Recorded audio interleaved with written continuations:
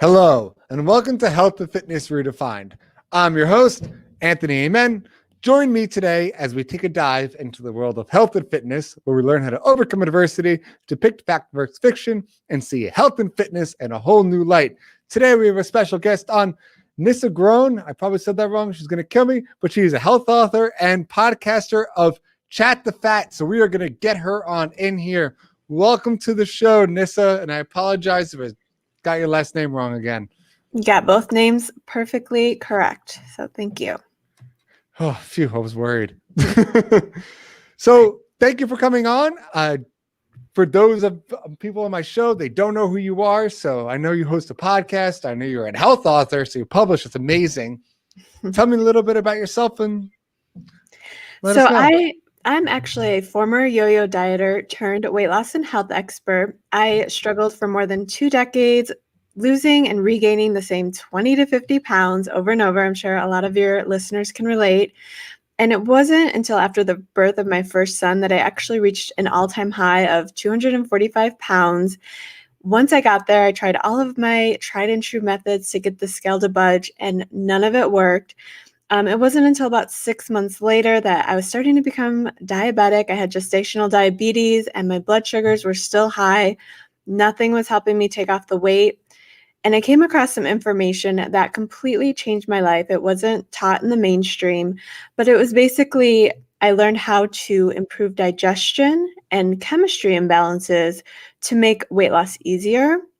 And then I also had to change the way that my hormones function through a low carb diet. And I know low carb, a lot of people don't want to hear that. They want to keep their carbs in. They don't want to cut them out. I didn't want to either because I tried low carb diets in the past. They never worked. So it took me actually working through my digestion to make it work for me and to actually make it easy. And so once I found this new way of eating and all of the things I had to do to improve digestion and chemistry, I lost more than 100 pounds. And that's, for the first time in my life, I'm not yo-yoing. I actually have been able to maintain that loss for going on 5 years now. That's awesome. What was that initial spark for you to want to lose the weight? I mean, it must have been hard to get started. I know a lot of us struggle, but there's always that little thing in your head that says, all right, do it now. What was that like for you? So I've always had that little spark. I think I started dieting around age 12. And like I said, I know it's a long time, more than 20 years. I'm like almost 30 years in the game now. So I started at a young age and I was always trying to lose weight. I was always following the latest fad or counting calories, cutting carbs, trying to figure out something that would work. And so I was kind of like a lot of women, dieting obsessed. And once I had my son, I couldn't do that anymore because I had this little baby I had to take care of. I spent most of my time doing that. And so I couldn't follow all of these strict diet rules. I had to actually figure out something that would not only help me lose weight, but I had a lot of health problems that I needed to take care of too. So it really became more about not spending my life dieting anymore, finding something that I could avoid that, but also improving my health so I could be around for my baby. What was the biggest health issue? I know you mentioned it a couple of times. I mean, disclose as much as you please, but I mean, hearing someone say you might get knee pain is different than, hey, you're going to die in 5 years.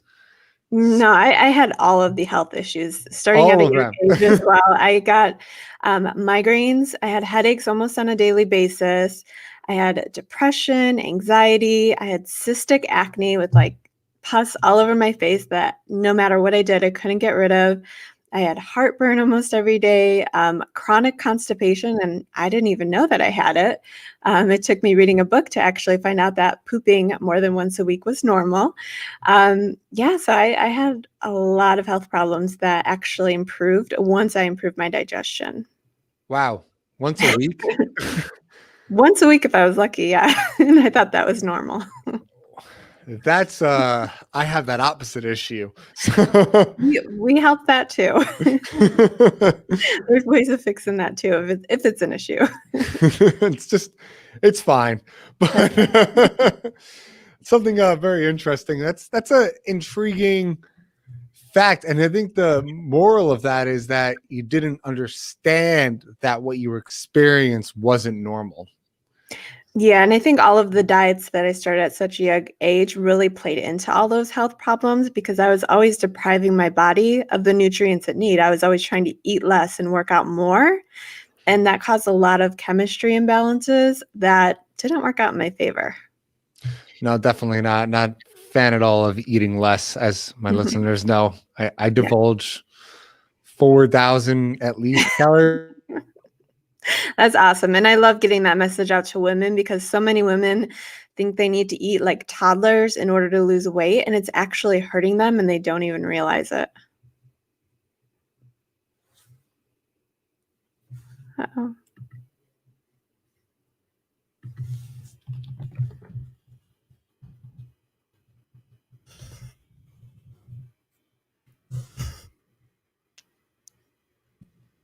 I should be good right now. Sorry Okay, about that's that. okay. All of our volume issues today. Yeah, seriously, your volume is not happy today. It happens when you use services. They go, no, not for you. Yes. But I want to talk about kind of that diet journey for a lot of people, which relates to what we're coming up to right now as the new year, is that mindset, okay, I'm going to do it. And a lot of time, a lot of diets don't work or a lot of exercises programs don't work. It's more of an internal where we don't plan it properly. We kind of just jump headfirst into something and 2 months, nothing happens, or sorry, 2 weeks, 3 weeks, and then we get discouraged and we back out and it's like, oh, life got in the way, blah, blah, blah, blah, blah. And I believe it comes to more of an eternal goal setting atmosphere. I don't know if you agree with me on that one a little more. I do. And I think this time of year, especially, people set these really big goals that aren't really that realistic and aren't that achievable. They want to go from a holiday season of eating all the junk to all of a sudden having their diets be perfect and they're going to lose this much weight. And life doesn't really work that way. I just think you're setting yourself up for failure. You set these huge goals that are totally unrealistic, and then you get disheartened that you didn't hit it. So you stop because you say, oh, that wasn't for me. It doesn't work. And then before you know it, you're back to square one and worse. Yes. So tell us a little bit about how you would help someone with goal setting. I mean, especially with the new year, people are setting these crazy outlandish goals. What's some advice you can give our listeners to help them set better and more realistic goals? So definitely you do not want to do what most dieters do. And speaking as someone who spent 20 years hopping on every diet you could think of, I know a lot about this. You don't want to completely overhaul your life from, like I said, eating all the junk one day to being perfect the next, because your body is going to freak out on you. It's not going to like that. And then you'll get this physiological response where you're just going to want all the junk. And then all the good that you did for that day or two that you stuck to your diet is going to be ruined because you'll be in the cabinet eating all the junk, shoving it all in because your body is crying out for it and there's nothing you'll be able to do to stop it. So what's something you can do besides cutting it all out? Start with one habit at a time. Pick one habit that you want to change and really focus on that habit every single day until you get it down. And don't even pull in more habits than that. So like if you wanted to be working out, then set yourself up to get your workout in before you completely overhaul your diet. Something like that. Just focus on one change at a time. Yeah, it's something very common I give to our clients over here. It's one thing at a time. So it's, all right, we're not going to change your diet, but this week, if you're drinking 5 cans of soda, let's drink 4. Yes. That's how small. I think we're on the same page talking about that. It's very tiny changes and get used to them. So now from 5 to 4 one week. If you're still struggling with that, stay in 4. If not, drop to 3. See how these tiny, tiny victories will make you feel better too. I think that's a big problem with people is they try something so outlandish and they fail, then they get depressed and then they kind of give up. Yeah. I mean, giving up soda is a big thing. So if you can cut it down as quickly as possible, that would work out in your favor.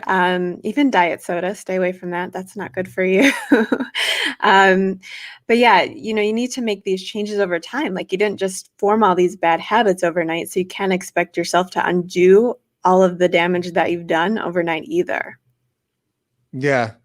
Definitely. And something I want to talk about more specifically, we kind of brushed on it in a previous episode, but something called SMART goals. And I know you said you had all of them and you were super ready for this. So I am. So I run a Keto Decoded membership, and this is one of the first things that we teach our members. I also have a journal on Amazon, and one of the first things that I talk about are those SMART goals because they are so important. So when you're thinking of SMART goals, you're not just thinking of being a brainiac. You are actually, it's an acronym for specific, measurable, achievable, realistic, and timely. So a lot of people go into weight loss saying, I want to lose 20 pounds.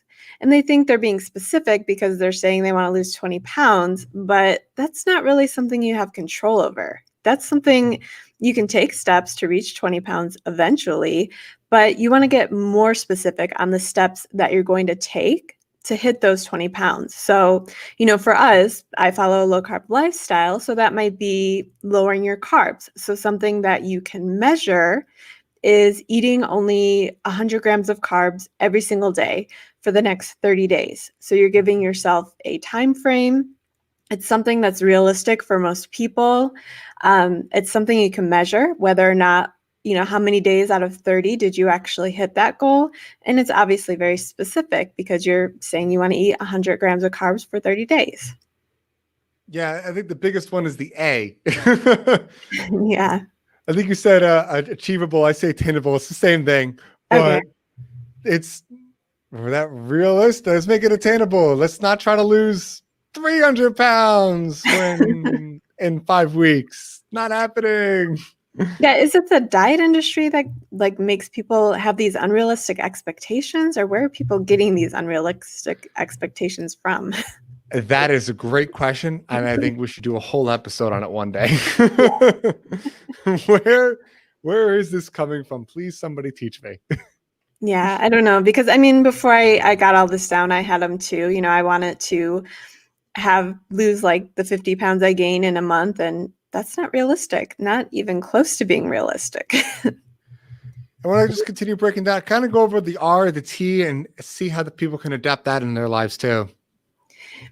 So being realistic, like we just talked about, you can't have these big goals. So like I teach keto, for example, and a lot of people lose big weight on keto, and it does happen, but that's not realistic for most people. You have to look at what's realistic for your body. So while someone can maybe drop 20 pounds in a month, even that's a lot, but it does happen. What about you? Is that what if you only drop 4 pounds? Are you going to get mad about that? No, because that's what's realistic for your body. Even though you're following keto, which is supposed to be this plan where you drop all this weight, that's just not true for most people. And then timely, just kind of what you were saying is setting that goal. You might lose 20 pounds in a year, 20 pounds in a week, not timely or efficient. And make sure you set a specific time. I think that's an important aspect. If you're cutting out something like a soda, for example, we were saying, make sure you say, starting tomorrow, I'm going to cut out 1 soda and I'm going to do that for the next week. You're giving yourself a deadline. Yeah, and you want to give yourself a deadline, something that's in the foreseeable future, because for some people, it could take you a year to lose 20 pounds. That happens for a lot of people. So you want to set something you can do in like the next week or the next month, something in the foreseeable future that you're actually going to stick with it. Because, if you just give yourself a deadline for the next year, you'll probably fall off track. Whereas if you give yourself a deadline for the next week, that's something that's easier to keep up with. And then once you have that success that you actually trusted yourself to follow through and you did, that'll start building up on more successes. Yeah. And you kind of mentioned the small steps philosophy, which is a really big thing. You could see I want to make $1 million or I want to lose 100 pounds. It could be anything. This doesn't have to just be weight loss. This doesn't have to just be fitness related. New Year's resolutions or even goal setting can be anything. The sky's the limit on it. But if the Wright brothers said, hey, we're going to fly tomorrow and just reached for that, they probably never would have flown. But instead they said, let's figure out how to make the wheels first. Let's figure out how to do the wing. Well, however process they had, they set these very small goals to eventually it became a booming airline industry that we have today. So it's something you have to take a step back from. And I think that's I really have a strong feeling, a lot of goals, because I know from personal experience, tend to play a lot on our emotions, and that emotional set where we go in with good behavior and we're saying, you know what, this is going to make me happy doing this, this, this, and this, and this. And we set these unrealistic expectations for ourselves, unrealistic goals, that we fall off the wagon, and then we get depressed and we feel down, and then it prevents us from doing it again the following year. And yeah. And I think, people do get upset because they are setting these unrealistic goals that they'll never reach, and then they're blaming themselves. Whereas if they were to take those baby steps, just get one small success, that's always going to lead you to doing the next right thing that will keep adding on, and you'll keep getting more successes. So when you have these smaller steps to build off of, that's when you reach your goal, not when you just shoot for the stars and you don't really know how to get there. You need the baby steps to help you figure out how to get there. Yeah, it's one small ladder strung at a time, one small little victory, just kind of push forward that way. And I don't know if this is something you've noticed personally, but something I've seen being in the gym industry for a long time, New Year's resolution goals have actually gotten, for at least health and fitness wise, less. And every year we see less of an uptick with people coming into the gyms in the New Year's than we did the previous year. I wonder, I know there's like a big body positivity movement, and I think that's great, but there's a difference between body positivity and not taking care of your health, because you can be positive about your body, but you still need to take care of your health. So I don't know if that movement has anything to do with it. I think it's a stigma. So I've tested this on a couple people. So I'm going to test this on you. Let's say that me and you were best friends. We would hang out all along, and I'm like, hey, Nissa, I'm going to lose 50 pounds this year. It's my New Year's resolution. What are you going to do? Yeah, okay. Yeah, I mean, unfortunately, talk is cheap, and it's easy to say you want to lose 50 pounds, but are you really willing to commit to losing that 50 pounds? Because saying you want to do something and actually committing to the steps it takes to get there are two different things. And a lot of people want to talk about it, but a lot of people don't want to do the work it takes to actually achieve those goals. Talk about that commitment. What's something someone can do to help themselves commit to it? So we've talked about the goals. We've talked about the goal setting, the little small victories. But I want to talk about pre-planning phase where these people, they're not ready to commit to it yet. Is it something that they need to do on their own, or is it something that somebody else can help guide them towards? I think group support is huge when it comes to being committed. So either if you have like a bigger support group that you can turn to, you don't want it to be too big because, too many opinions can actually confuse you. But a good solid support group of people who have the same goals as you can actually be helpful, because let's say you have a husband or a wife that isn't really as into it. They're not going to give you probably that much support because they want you to cook their favorite food. They don't want you to cook what's on your diet. So you need a group of people who have the same goals as you, but at the very least, even just having one accountability partner, one person that you could report to, talk about your day, talk about what you did right, but not only what you did right, something you want to change for tomorrow, that one thing you can change for tomorrow that can put you closer to your goal. And I know you said you're married, so maybe you can kind of relate to this, because I see this a lot with clients. It's when one spouse is willing to do something, but the other isn't, and they keep saying you're not going to get in the way, but the number one reason people fail is because of their significant other, and it could go either way. So it's just a matter of, I know a lot of people, they get discouraged and decide because you're trying really hard, and let's say your favorite thing is Oreos, and you just need to not buy them and you'll be good. And then your husband's coming home with Oreos and eating them every day in front of your face. So I don't know if you can relate to that at all, or if there's any advice you can give people who might not have the support of their significant other. Yeah. So when I first started my journey, I remember coming upstairs from my workout. I was working out bright and early before I ate or anything. And I walk upstairs and my husband was sitting on the couch eating Halloween candy.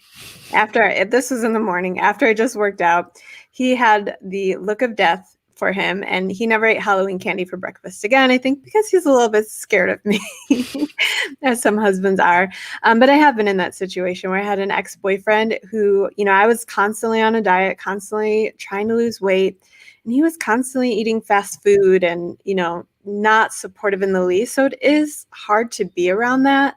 The fortunate thing is a lot of times when you start seeing success, when you start seeing health improvements, when you start losing weight and people start noticing, that's when they want to know your secret, and that's when they want to join you. So a lot of times with couples, it kind of does go either way. Like either the person you're with is going to kind of drag you down and, help you not commit to your goals, or maybe once you hit your goals, they'll see what you're doing and they'll want to join you. So hopefully you can get your spouse to a place where they want to join you, even if they don't have to lose weight, because this isn't all about losing weight. It's about improving your health. And, if someone's sitting around eating junk while you're eating healthy, then they can probably use improving their health. Yeah. And you mentioned something. You first talked about how you need someone to help you move forward and kind of find that accountability partner. And then we talked about how if your significant other or anything isn't helping you, that maybe they'll notice after you start losing weight and feeling good. And I agree completely. I'm just more concerned about that initial before you have somebody. I mean, it's got to be hard to do anything when even like it's day 1, day 2, day 3, they're not helping you and you're kind of you're on your own. So is there any internal advice, anything because this has got to be difficult. It's got to be super hard when you're not seeing the results, especially in the beginning, and you're not feeling confident enough that this is going to work, and you're seeing somebody else try to sabotage you, even if it's not intentional. There's got to be some way or some kind of advice we can give people to help them push through that first couple of days. Yeah. And I think one that's vital when a support group will come into play. So, people who are going through the same thing that you are, a lot of support groups take place in online communities now. So if you can find a group that are committed to the same goals, and, if your husband is driving you crazy, you can always just take some time, step away, and check in with your support group and get encouragement from them. Something that I like to do is I like to listen to inspirational podcasts or read an inspirational book, and that'll kind of help get me back on track. Something else I think that people don't do enough of, and I think every fitness professional out there will tell you to do it and you just kind of blow it off, is to really journal, like write down what you're eating. And I think there's studies that show that you'll have 50% more success just writing it down. You don't even have to write out how many calories or how many carbs, but just the act of writing down what you eat can take you so much further. So I think that's something that is helpful too. And if you are having that spouse that's not on board, maybe you take time to journal how you feel about that, and that might help you too. I love that, the journaling. And for people who like me who write and then can't read their own handwriting, I highly recommend audio. Using a journal just as through a phone.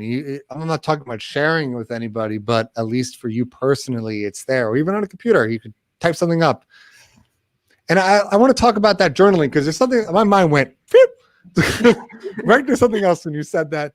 And it's about when you're setting goals, journal those goals. And what I mean by that is take the goals that you want to achieve in life that are those those SMART goals we talked about, and something that's really realistic and really easy, like easier to accomplish, those short-term goals. Write them down. And then below that, write down your long-term goals, the ones that you are far out reach. So for me, mine's not so much health related, but it's, okay, by the end of year, I want to make sure I've reached 100 people, let's say, through this podcast and changed their lives. And then by my lifetime, I want to make sure I've reached 1 million people. And that's kind of an inspiration to me where I wrote this down and I'm going to hang it on my fridge. So now, or by my bedstand. So every day when I wake up, it's a reminder to myself, hey, this is what you're trying to accomplish. Let's plan something either today or today should have been planned already to help move forward to reach those goals. And you can take it one step further. I really like the idea of like writing out your goals and then hanging them somewhere you can see them every day. Another option would be to put them on your bathroom mirror because you're looking at yourself while you're reading those goals. But something else you want to do is take it one step further and write out, why do you want to make the change? Because you can write out changes all day, but if you don't have an important why behind it, then why are you really going to stick with it? I like that, having the why. And it depends on if you're visual and audio person, but I like to remember my why. My why is not written, but I will actually sit there and reflect on my why. And I try to do that most mornings when I remember. I'll wake up, remind myself about what I'm trying to do and why behind it. And that motivates me to push forward and achieve what I want to achieve. And I think that's advice that everyone can kind of take on with them, whether it's starting a new diet, working on a new exercise program, trying to open your business, or anything. I mean, this could improving relationships with your family. I don't care who you are or what you're doing in your life. I don't care if you're 10. I don't care if you're 90. Everyone has something they're trying to improve on. Everyone has some kind of goal they're trying to work on. And instead of just waiting to the new year to say, now I'm going to start, if you do it right away and you constantly remind yourself, you're more likely to achieve that and improve on that and be more, and kind of bring that forward and have a more conscious relationship with what you're trying to do in your life. Yeah. And I think it's something like, I had the stats yesterday. So 64% of those who make a New Year's resolution only last longer than the first month. So this year, instead of making a New Year's resolution, start today. We got 3 days left. So don't even make it a resolution at all. Just make it your new lifestyle and don't be in that 64%.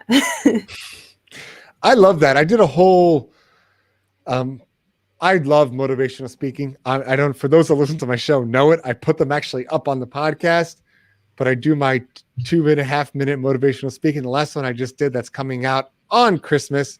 So it will be actually before this one gets released on Monday, but listen to it. It's, why are you waiting for Monday? Why are you waiting for the new year? What? On my mugs I give out to people, tomorrow isn't going to wait for you. Tomorrow is going to come, whether you like it or not. Eventually it will be here.